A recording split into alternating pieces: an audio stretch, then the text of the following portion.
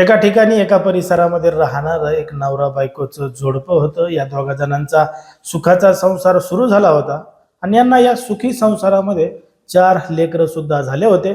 सगळं काही सुरळीतपणानं चालू होतं. सगळं काही सुरळीतपणानं चालू असताना यांच्या लग्नाला बरीच वर्ष झाले आणि बरीच वर्ष झाल्यानंतर एक दिवस तो जो नवरा आहे त्याचं त्या ठिकाणी अपघाती निधन झालं. मग अपघाती निधन झाल्यामुळं ती जी महिला आहे त्या महिलेवर घराचा संपूर्ण बोजा आला.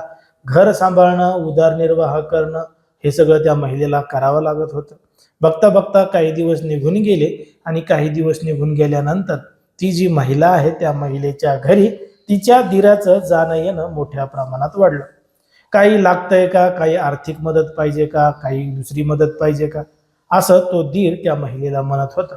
मग याच माध्यमातून त्या महिलेची त्या दीरासोबत जवळीक वाढली. तो जो दीर आहे तो अविवाहित होता आणि त्याची जी वहिनी आहे तिचं लग्न झालं होतं. तिला 4 लेकरं सुद्धा होते. सगळं काही सुरळीतपणानं सुरू होतं. पण मात्र एक दिवस तो दीर त्याच्या वहिनीला म्हणला की आपण दोघं जण लग्न करू.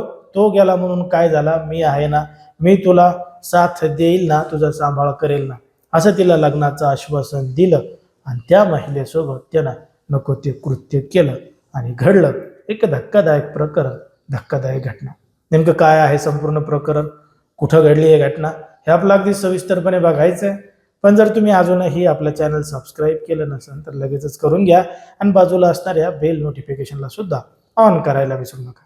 आता ही जी संपूर्ण घडलेली घटना आहे ती आहे उत्तर प्रदेशातील संभल जिल्ह्यामध्ये घडलेली संपूर्ण घटना आहे आणि या ठिकाणी या परिसरामध्ये राहणारी एक विवाहित महिला आहे. 4 मुलांची आई आहे आणि काही वर्षापूर्वी त्या महिलेच्या नवऱ्याचं निधन झालं होतं. म्हणून घराचा संपूर्ण जबाबदारीचा खर्च त्या महिलेवर आला होता. तरी सुद्धा ती त्यांच्या लेकरांचा सांभाळ करून आपला उदरनिर्वाह करत होती. पण मात्र याच दरम्यान त्या महिलेची आणि तिच्या दीराची जवळीक वाढली होती. तो जो दीर आहे तो अविवाहित असल्यामुळं या वहिनीकडे येत होता. काही मदत लागतीये का, काही सामान लागतंय का, काही आणून द्यायचंय का, या माध्यमातून सातत्यानं तो या महिलेकडं येत होता. म्हणून त्यानं तिला लग्नाचं आश्वासन दिलं होतं. आयुष्यभर तुझा साथ देईल, तुझा सांभाळ करेल, तुझ्या लेकरांना सुद्धा सांभाळेल, असं वचन त्यानं त्या महिलेला दिलं आणि तो आता नवरा बायकोसारखं तिच्यासोबतच त्या ठिकाणी राहू लागला. बघता बघता काही दिवस निघून गेले आणि ती जी त्याची वहिनी आहे ती गर्भवती झाली. आता गर्भवती झाल्यानंतर तिनं घडलेला प्रकार तिच्या दीराला सांगितला. असं किती दिवस राहायचं, आता लग्न करावं लागेल, समाजासमोर जावं लागेल, असं त्या महिलेनं दीराला सांगितलं. तेव्हा मात्र त्यानं तिला थेट नकार दिला. तिचं घर सोडलं आणि दुसऱ्या दिवशी 23 जुलै 2026 रोजी थेट त्यानं दुसऱ्याच महिलेसोबत लग्न केलं.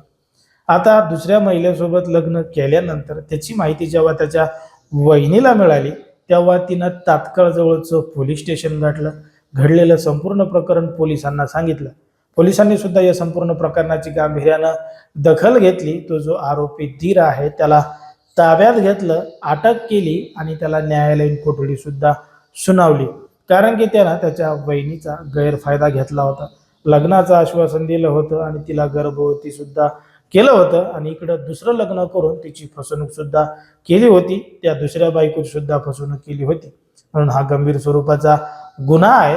म्हणून त्याच्यावर कठोरातली कठोर कारवाई व्हावी अशीच मागणी अनेकांनी केलेली आहे. पण मात्र सध्या समाजामध्ये, देशामध्ये आणि राज्यामध्ये ज्या पद्धतीनं गुन्हेगारीचं प्रमाण वाढत चाललंय, विवाहबाह्य संबंधाचं प्रमाण वाढत चाललंय, त्याच्यावर तुम्हाला काय वाटतं ते अगदी स्पष्टपणे कमेंटमध्ये सांगा. कारण की कोणाच्याही भावना दुखावणं, कोणाचंही मन दुखावणं हा आपला उद्देश नाही. समाजामध्ये जे घडतंय, मीडियामध्ये जे दिसतंय तेच सांगायचं काम आपण या ठिकाणी करत असतो.